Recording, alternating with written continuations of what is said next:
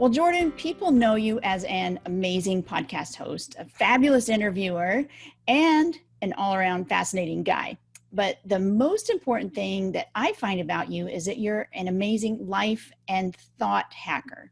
And well, you've got an interesting history of hacking a lot of things in your life, but now you help people improve their lives. And I just have to say, I really enjoy your podcast interviews because you're curious. And so you really dig into things that often others do not. And you find those golden nuggets of wisdom and you share them with the world. So thank you for doing that. Well, thanks. Yeah, I appreciate the kind words. So I'm glad you're going to share some of those golden nuggets with us today. And we talk here a lot about dealing with narcissism, sociopaths, psychopaths, codependency, and escaping tough relationships. And you've tackled all of those subjects actually on your podcast. You've had Dr. James Fallon on your show. You interviewed who was that? Retired FBI agent Joe Navarro. Yeah, Joe Navarro. He talked about the types of predators there are, kind of for lack of a better word, and how they operate. That was scary. And protecting yourself from them. Yeah. And you've had also guests on about talking about like cognitive distortions and the laws of human behavior, and like just tons. I mean, I love the Jordan Harbinger show. Thank you. I'm going to pick your brain today. And first of all, I would love to ask you about how you go about improving your own life, because sometimes when we get stuck in tough times, we start to think negatively and we even start hiding things from ourselves. So how do you think about your own thinking and how do you recognize faulty thinking? Yeah, that's a good question. So I used to be the kind of person, typical, I think, stubborn guy where I'd be like, I don't need to hire anyone to help me with this. I can figure this out on my own. And now I realize that getting coaches is not just so that I can have someone lazily spoon feed me information, which to be fair, that's definitely a part of it. Right. If somebody says something like, well, I'm taking voice lessons right now because I was talking on this lower part of my throat and it would get sore throughout the day. And so many teachers and coaches told me, you can just go on YouTube and you can look at this and you can do it every day. And I after just deluding myself into thinking I was going to do that for months and months and months, I was like, I'm just going to hire a voice coach and every morning do something online with this voice coach. And, the amount of voice work I did probably for the prior 2 years equals, 1 week or 2 weeks with this online coach. And I do that a lot because not only do I need someone to keep me accountable, not only do I need someone to help me just do the thing. It's like going to the gym and you're watching the TV instead of doing the workout. I mean, you get a trainer, then that stops. So I try to look for gaps in my own thinking that way, because you can be as self-aware as you want. You can be like, I'm mitigating cognitive bias and I need this and that and the other thing. And I've got all these checks and balances and all these habit change routines. That's all good stuff. But I feel like that's this 20% last couple miles, or maybe if you're really, really disciplined, you can get started and do it on your own. But the best thing you can do is have someone who's going to keep you accountable. And those are going to be coaches, trainers. So I do tend to think that it's best to have somebody who can kick you in the pants when necessary, and keep you accountable. Because as aware as I might be, as many of these pitfalls as I might have studied, as all the reminders I might set for myself, you can hire somebody who sees you and is looking at you and you're focused on doing something, whatever, and they go, hey, you're doing this. And then it's just undeniably, you're doing it. You don't have to remember to notice it or any of this other stuff. So I'm like, oh, what else can I get coaches for? So pretty much everything that's important to me, I try to get a coach for, whether it's just staying sane and managing stress. Everyone's like, oh, I manage stress. I go for walks. It's like, just get a therapist once every month, once every other month. Right. Make sure that the way you talk about your life isn't changing in weird ways. Make sure, it's like, well, can't you do that with your friends? Yeah, but it's not their job to be like, you sound different this week than you did 2 weeks ago. Is anything going on? They might be like, I got to go grocery shopping, man. I don't have time for this. Right. So I have a therapist who's like, you're using different words today. And I can be like, you're being weird. But chances are they notice something in the way that I'm talking. And it's like, well, that's the point. Let's tear that open. Good friends will do that, but they're not all experts And sometimes we're all caught up in our own crap. So Right. we can't really count on them for that, because it's kind of like saying, it's kind of like going to the gym with your friend. Oh, well, why didn't you give me a total nonstop sweat bucket workout the last 3 days we went to the gym? It's not my job. I'm watching Right. basketball with you on the treadmill. What are you talking about? I'm not going to train you. So, you Well, know, and often we don't even realize that we are thinking wrongly, right? And we need that third party sounding board, yeah, because what we think, where we're telling ourselves inside of our head, sounds normal. Like, right. and I'm thinking of tough relationship issues, and that sounds normal to you inside your head, but when you get it outside of your head and ask somebody else about it, and especially an expert, Oh my that gosh. can look Totally. totally different, right? Totally. I had years ago, I lived with these terrible roommates, and they were just they were mean, and they would give me like the silent treatment. I mean, just juvenile stuff. We were like Hmm. 32 years old, way too old, maybe 31, way too old for that. And I remember going to a therapist because my friend was like, hey, you seem a little down. Last time you seemed a little down. I go to a therapist, and I was like, maybe I'll try that. So I went to his therapist, and she said, it sounds like you're in an abusive relationship. And I was like, well, that's Yeah. ridiculous. I live with two roommates. And she goes, yeah. I'm not saying you're in a relationship that's romantic with them. I'm just saying you're in a relationship that might be a roommate relationship, but you exhibit a lot of the same characteristics as somebody who's in an abusive relationship. Right. And I lived with a guy and a girl who were dating. So it was like, that's why to me, I was like, no, they have their own thing. And my therapist was like, let's try an experiment. Do this and this and this. And then I came back, and I don't remember what it was. And I came back the next week, and she's like, how did that work? And I was like, oh, they reacted really poorly. And she goes, you need to move out. And I went, Right. oh, it's going to be a pain. And she's like, no.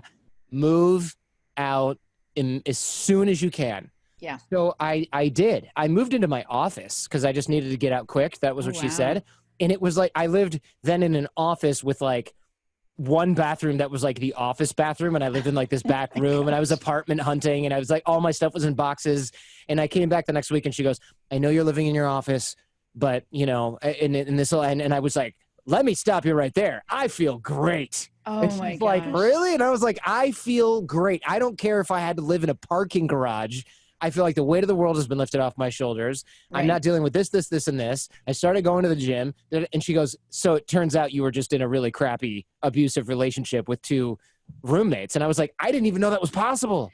Yeah, you don't see it when you're No. inside of it, and you don't even realize that how much joy is on the outside. I mean, like, Yeah. how much joy. It's that Yeah. whole like you can't read the label from inside the jar thing that a lot of Right. therapists I think say. And because Right. I was just like, no, it's this way, and it's this way because this and this. And she's like, do you hear the mental gymnastics that you're going through to Oh yeah. rationalize these two like jerks who you live with treating you poorly like you're 12 years old? And I was Or you're like, excusing them. yeah, Yeah. You're like, well, oh, it's they're not that stressed, and bad. I live with them, and they're a couple, and it's got to be weird living with a single guy. And she's like, so they locked you out all night, and Oh, that's acceptable? And I'm like, no, that's actually no, that's not, no, that's a really jerk move, right. but then but you're busy going, oh, well, they forgot. Like, because the alternative is these people are being really mean to me, and I don't deserve that, And and you I'm don't want to putting up face with that. it. Hmm. Right. And then it's like, well, then who's the idiot? It's me. I don't want to face that. Right. So I was like, I told my therapist, and she's like, no, this is you're in a slowly boiling pot. And Right. there's this frog analogy that's like not real. Frogs jump out of water that's getting hotter, but Oh, I like didn't know that wasn't but real. humans are not smart enough to do. No, that Right. whole thing where like if you slowly boil the frog, no, Right. the frog jumps out. It's like They this is to actually, hell with this. okay. I haven't tried that. Humans, no, me neither. Disclaimer. I just assume I read this online that they're smart enough to jump out. We're the ones that stay in the boiling pot and go, Yeah, this is fine. This is normal. Everyone we deals with do. this. We Part do of that. that is we are kind of burdened with those expectations from other Mm, people. Like we yeah. have those, like, it's like my daughter has a backpack that you can put sand in, and she hikes and stuff with it, and you're kind of burdened, and every time is another 10 pounds of sand from other people. Like, maybe it's your partner, but maybe it's your friends and your family, or that sort of thing, and you feel stuck, but you're not really stuck. You're just stuck because of the expectations of other people. right? It's true. I know a lot of people. On the Jordan Harbinger show, I have Feedback Friday where people write in and Yeah, I ask love advice, that. and I figured you would.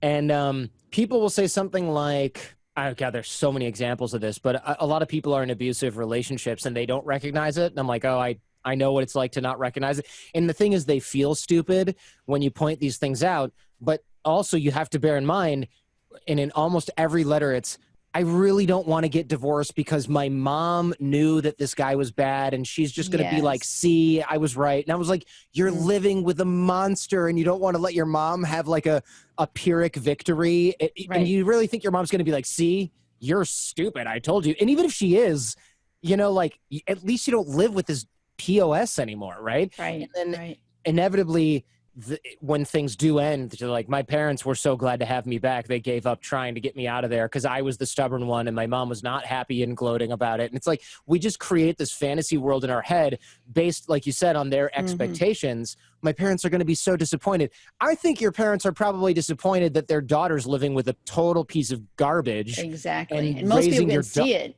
when you can't, right? Right. Everyone else Yeah. can see it. Like, it's not normal for you to not be able to take your kid out somewhere without your husband because he has all the money and won't let you have credit cards. That's weird. That is controlling and abusive. Financial abuse. And Yeah. and just because he doesn't like slap you around or whatever, they think, oh, it's not abusive. I just can't have money. And it's like, whoa, hold on a second. You can't Yeah. have things that require you to function in basic American society. And you think Hmm. because you don't have to go get stitches, it's normal. Yeah. Like, think Yeah. about that. It's like a mirror. A lighter version of this is like, if I look in the mirror and the mirror says, Jordan, you could use a haircut, like, you need that sometimes, Right. especially Right. in this COVID-19 era where I haven't been able to, like, it was all I had to pull out all the stops just to take a shower and shave today for this show. So, like, but we do, Appreciate that. you're welcome. Least I could do. But we find ourselves sort of this, not only with the boiling frog, but even when we start to feel the water getting hot, we go, yeah, but I don't want to rock the boat because it's Mm-hmm. unfair to this person and it's unfair to this person and it's unfair to this person. And then, if the therapist or the counselor or a really good friend is the person that goes, oh, so who's looking out for what's fair for you? And then you have that Right. awkward moment where you realize that, like, no one's on your side except including you. Including you. Including you. Yes. Yeah. That, one of the things that I've found, and this is what I, propose on everywhere, just about everywhere, is writing these things down, because when all this stuff is rolling around in your head and it's foggy, because often when you're in one of these type of relationships or any type of stressful or any type of trauma, you get sort of brain fog because it's so stressful. So writing things down in black and white, here's what's happened. Like, it doesn't even have to put emotion into it. Here, this happened today, this happened, or he wouldn't let me use the credit card, or he spent my paycheck. I've had that happen Mm, in the past. He spent my paycheck and I have nothing to pay the bills with, or gosh. any type of thing. Everything that happens to you, you can write it down in black and white and then go back and look at it and say, is that normal? And you can even bounce it off your, like you said, Uh-huh. therapist, counselor. Love those if they're trauma informed. And when you start to look at that, you start to say, okay, here's what it really, really is, and gain power over that. Like, you can gain power over those words and what's happened to you, when typically, if you're just in it, you don't feel like you have any power at all. It's true. It's true. Good call. I like that on documenting things. I think you probably know this, but your audience might not. I'm an attorney. I'm not a practicing Yes. attorney. I'm a broadcaster, but I went to law school, passed the bar in New York, still technically a lawyer. And I always tell people, document. Whether Yes. I'm talking about your boss is trying to cut you out or not inviting you to the meeting, or a client is screwing around with your money, whatever it is, document. Not just because then you can go to a judge or a mediator and go, here's everything written out, and not just me Mm-hmm. sort of like whinging in your office about something. But when you document things, then you go over them later. You go, Monday, spent my paycheck. Tuesday, wouldn't let me eat dinner. Mm-hmm. Wednesday, locked me out of the house. Thursday, left me stranded in a parking lot. And then you're like, wait a minute, Yes. this Yeah. person is insane. Right. And it's like, so what if they apologized afterwards? Or what if they rushed? And then it's like, because we tend to recognize, it's called, I want to say it's like a primacy bias, where we think, oh, he's been so nice this week. Right. What do you mean? He It's that apologized yo-yo. Yeah, they'll be right. really super nice for a while, then Yeah. But if you exactly. don't document that, you might go, oh, well, sometimes he's really terrible. I know I'm making the guy the bad guy, but I mean, whatever. People are Yeah. in complicated relationships. It works both ways. Yeah, it works both does. ways. I just want to clarify that so that because some people go, not all men are abusers. Right, And I'm like, well, I know. Exactly. But like if we document this, then we look at it and we can go Monday, Tuesday, Wednesday, holy moly, this person's terrible. Then sure, you can fairly document Thursday, he was really nice, apologized for everything. But then when you look at a month and you see terrible, terrible, terrible, tried to make up for it, tried to make up for it, tried to make up for it, terrible, terrible, terrible, you go, do I want to be in this? Even if we're talking 90-10, right.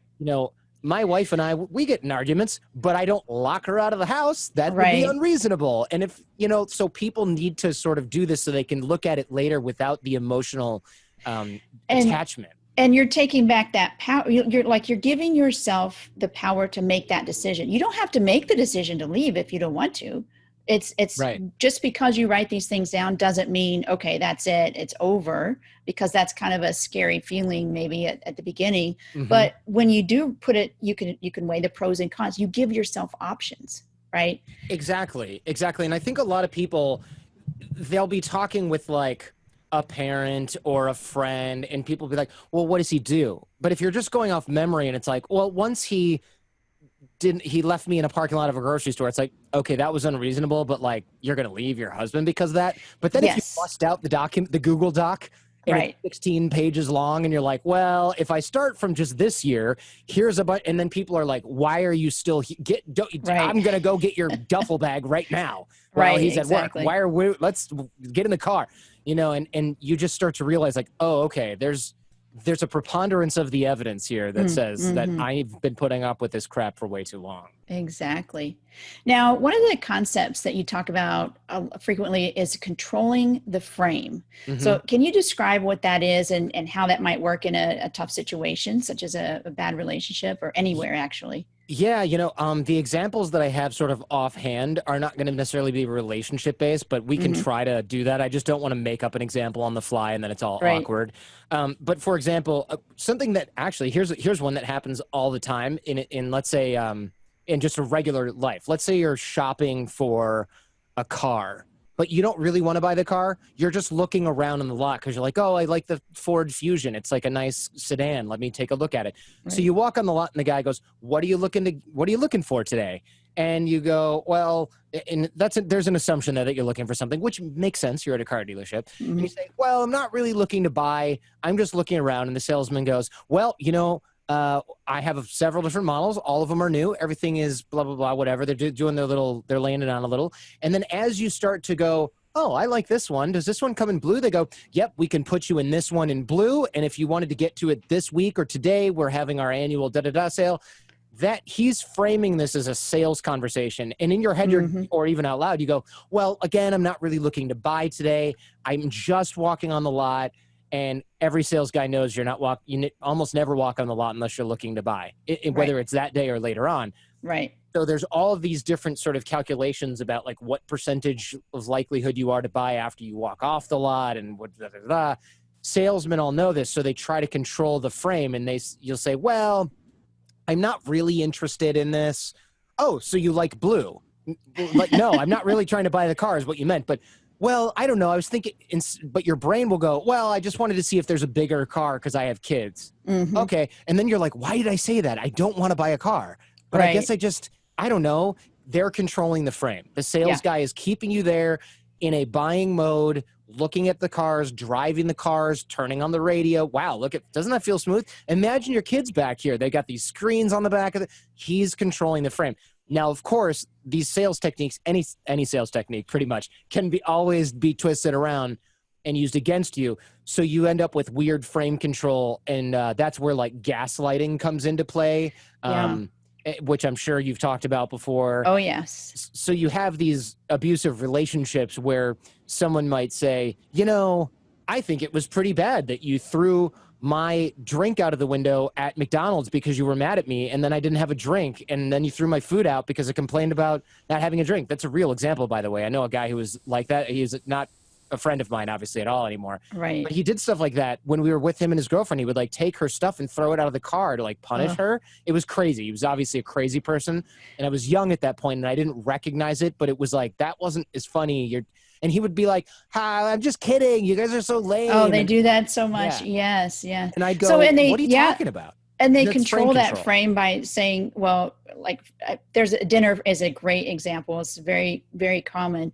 Well, why did you make macaroni and cheese? You know, I don't like macaroni and cheese. Well, right. I thought you did. And they would throw it out or throw it on the floor or something like that. And so they are controlling that. So it's your awareness. You've got to be aware that they are trying to control the frame and position that as your fault, that they had to do that. They had to do that because you did something wrong when you really didn't. Yeah, it's harsh. It's hard to it's really hard to go through some of these examples because it's really like I said, they're easy. Twisted. They're twisted, and it's sort of disturbing to like recount more and more of the things that this guy did. Because here, what's weird about these cases is everyone liked this guy who did this. Mm-hmm.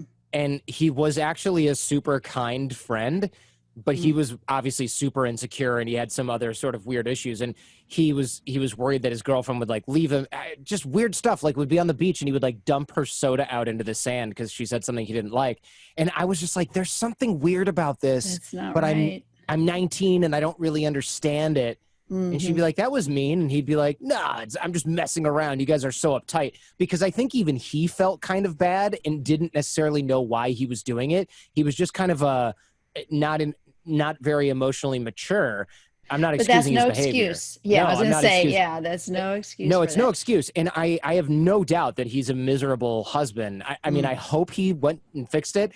But I think that he didn't have the tools to deal with that. And then he would try to distract everyone from it because he went, wow, that was kind of a weird thing I just did. And I know everyone looks at me and says that was a weird thing that you just did. So he tried to turn it into a joke or pretend it just never happened. What's that? There's something that a lot of abuse counselors will say, like, it didn't happen. And if it did, you deserved it. And if you didn't, then I don't know. It's like a whole chain. It's no matter what, it's your fault. Right. Yeah. Right. And, you know, that's a lot of people use anger to control somebody else. Totally. And so that's, again, that awareness, you have to have enough of your own presence and awareness to say, you know, are they framing something for me that's not appropriate, not right? Are they utilizing that anger as a control factor? And when you start seeing that world and you start looking around like, oh, I see what you're doing, then you kind of take back control over what your thoughts are and what your action. It gives you, again, it gives you choices. What can I can accept it, or I can do something about it. Right? Yeah. By the way, I did find that little. It's called the narcissist prayer, I think. I mean, I don't know if that's a joke. Oh, but yeah. I've seen that. That didn't happen, and if it did, it wasn't that bad. And if it was, that's not a big deal. And if it is, then it's not my fault. And if it was, I didn't mean it. And if I did, well, you deserved it. That's right. Yeah. And it's sort of written as a joke there, but it's really not funny because I can totally see that behavior. You see that behavior among people that you know, and then you're like, why don't you see this happening to you in real time? And it's because they're controlling the frame. Yes, exactly. So some of the people that or pretty much everybody that you interview, you gain so much knowledge from them. And a lot of people have gone from a really tough place to a much better place, and because they've gone to mentors or they've asked for advice. But some people feel like they should already know, or they're embarrassed to ask for advice. Can you talk a little bit about acquiring knowledge from other people and other sources? So one thing that I think, you're right, people are very much often embarrassed to ask for advice or just to admit they don't know something. And I've found that a nice little tactic or trick, if you will, is you can ask for advice or ask about something that you already know or think you know, and you will find that a lot of people who are experts in any given field or just well well-educated people, like a general in the military who's just seen a lot of stuff, Mm-hmm. they will often give you similar or different advice. And there's no shame in that. Like, I don't see, I think it's a practice thing. It's kind of like the first time you ask for advice, maybe you feel a little dumb, you're young, or you feel like you're asking for advice, something you should know about. And then the more you do it, you kick the rust off, and you realize that, like, oh, not only do people like helping you or telling you something or giving advice, it also creates an affinity for between you and them. Right. So right. There's no it makes them scenario. feel good, and it makes them feel good. Yeah, they're willing to help out. Definitely. And I don't know that many people that know a lot of stuff and have done a lot of stuff that would go, look at this idiot asking me for advice. What's his problem? It's like they know they've been around the block, and they know they have good advice, and they're like, most of the time, I mean, without exception, really, they're like, finally somebody is asking me a good question based on my experience and not just pretending that they know something. And I find that with like employers, military generals, all-star high performers of any kind that come on the Jordan Harbinger show, they're never like, what? You don't know the answer to this? Right. Never happens. Now, it's my job to ask questions for sure, but one of the things that I found when interviewing, let's say, a military general or something like that, or an admiral in the Navy, they will say that people don't ask enough questions. Oh, so true. And I think teachers agree with that generally. I mean, it's no questions. I expect everyone to get an A+ on this assignment. I mean, how many times have you heard that, right? It goes back to you being curious. I'm like, you should be curious about everything in the world. Just be curious. And when you're curious, you're going to find out a lot of things you really need to know. It's going to come about. And look, worst case scenario, someone goes, oh, you didn't know that already? They're not going to be like, never hanging out with Stacy again. Right. What a moron. They're going to just be like, oh, okay, I guess you didn't know that.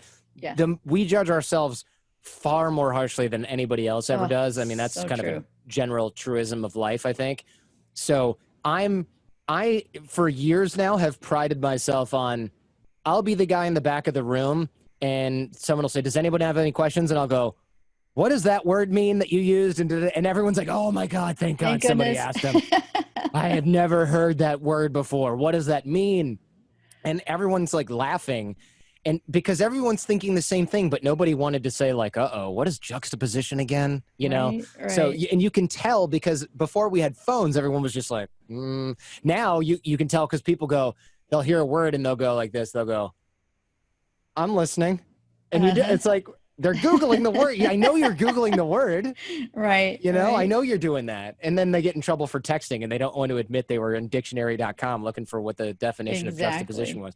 So be curious. Be curious and don't be afraid to admit when you don't know something. And it's funny because as you get older, I feel like it gets easier. Well, for most people it does. And now my excuse, now that I have a 9-month-old, is I got dad brain. What is that again? I'm so lost. And they're like, oh, it's okay.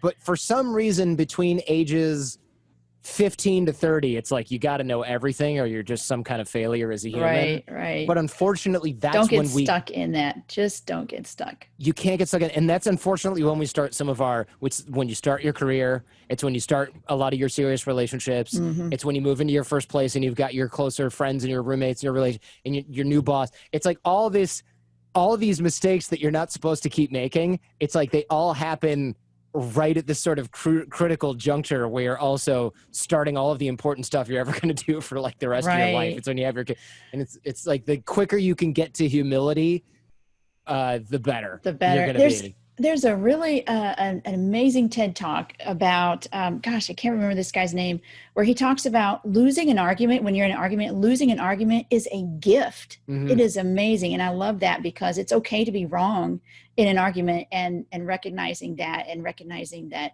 it's a gift that you can, so it's okay to be wrong. It's okay to ask for knowledge. One of the things I really wanted to ask you about is, you say that your network and your relationship saved you. You went through a really tough time losing a company that you had started, and your network and your relationships rallied with you. Can you share a little bit more about that and how to build networks and relationships well? Sure. Yeah. This is a good sort of story to teach this lesson, I think. So I always taught networking and relationship development. Not always. I mean, for the last several years, I taught relationship development and networking. And then I got into a situation where the company that I was working for, working with, I mean, it was my company. The guys I was working with they didn't have a lot of integrity. I found they were really more interested in like making a quick buck. They didn't care about delivering a quality product. They started to get really bitter and jaded and sort of feel entitled. And I was like, I don't really like this, you know? And they were saying, you got to steer the show this way. You got to do things this way. And I'm like, well, you guys are quick to tell me what to do and then never do any of the work yourself.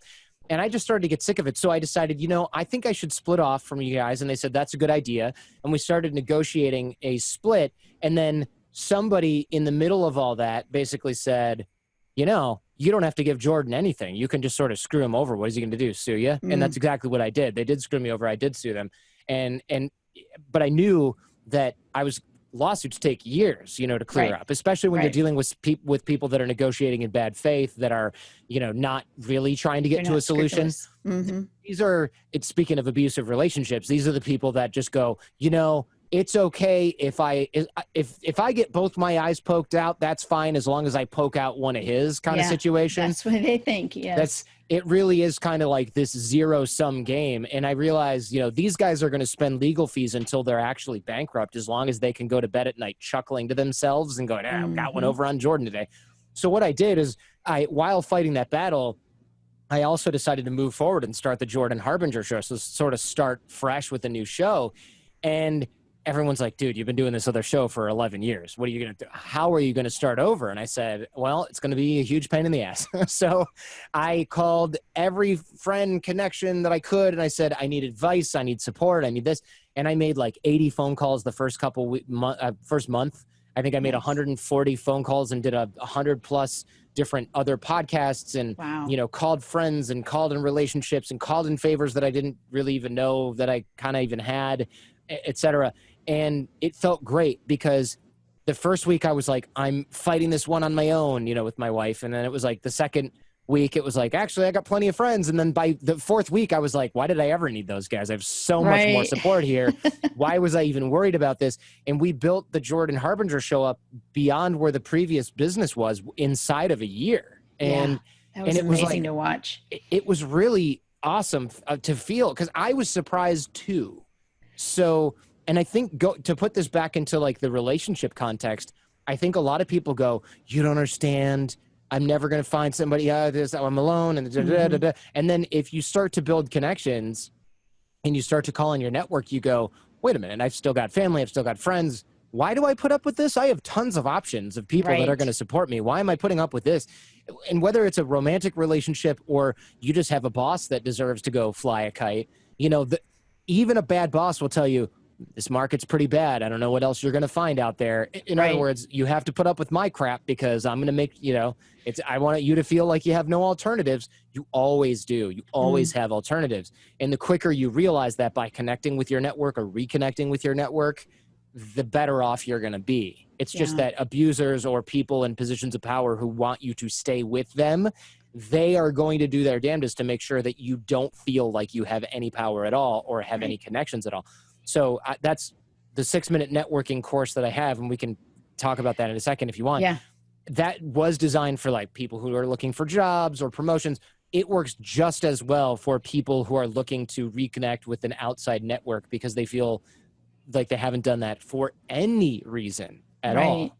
Like maybe you have friends that like you haven't talked to in forever and you don't want the first point of recontact is, hey, I'm getting out of my house. I don't have anywhere to go. So I love, it's at jordanharbinger.com/course. You have a free 6-minute networking course. So tell us how easy it is to rebuild those. I was surprised when I went through, I was like, oh man, this is not hard. Yeah, it's not hard. So some of the drills, there's a lot of drills in there. By the way, the course is free. It's not like enter your credit card free. It's just free. I don't even sell anything, just in case people are wondering and they don't want to get scammed. It's like, I couldn't scam you if I wanted to because I don't take any of your info. The course, some of the drills in there, it's all about consistency. It's called 6-minute networking because I want it to be like something you can do in 5 minutes a day, 6 minutes a day. Because if it's like, oh, you need to spend 3 hours a week, everyone's like, stop, I got kids. What are you talking about? This is one example from this course is every morning, grab your phone, go to your text messages, scroll all the way down to the bottom of your text messages. You'll see these people that you haven't texted in 3 years. You know, somebody you had lunch with at a corporate event 3 years ago, whatever it is. you send those people these re-engagement scripts that are like, hey, it's Jordan. We met 3 years ago at a financial conference in San Diego. Right now, I just had my first son. He's 9 months old. He is teething. It's kind of a nightmare. What's the newest with you?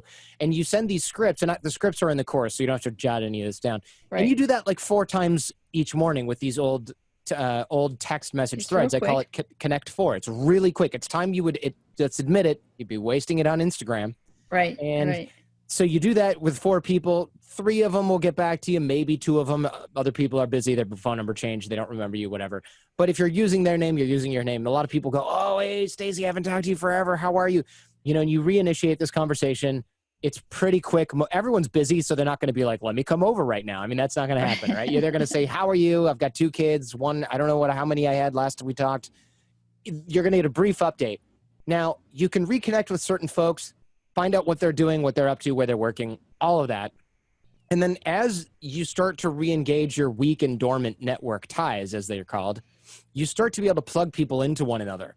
So you find, oh, okay, Stacy's doing a podcast, and then Armand is doing graphic design, and Josie's doing web design. I wonder if her web design company needs any graphic design. Let me ask both of them.